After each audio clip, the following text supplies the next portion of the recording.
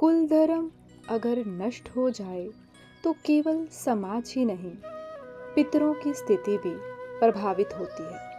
क्या आपने कभी ऐसा सोचा है? जय श्री कृष्ण।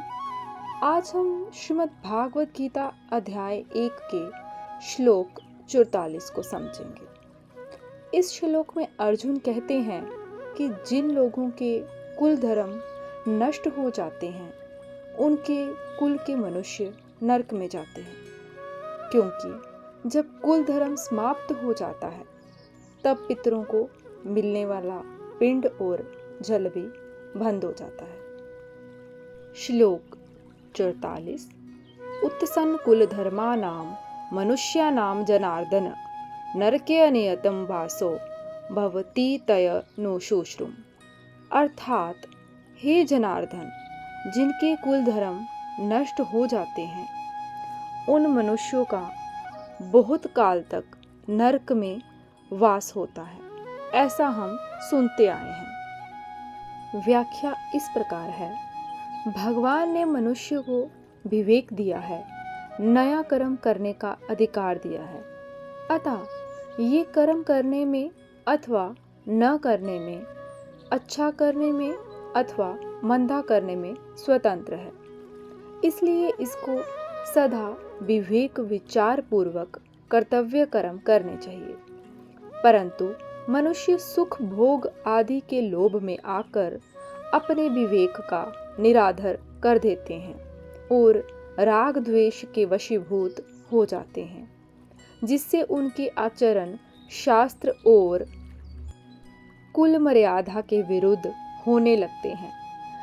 परिणाम स्वरूप इस लोक में उनकी निंदा, अपमान, तिरस्कार होता है और प्रलोक में दुर्गति, नरकों की प्राप्ति होती है।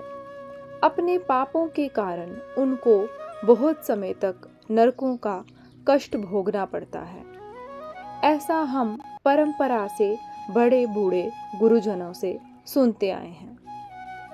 मनुष्य नाम अर्थात पद में कुलघाती और उनके कुल के सभी मनुष्यों का समावेश किया गया है।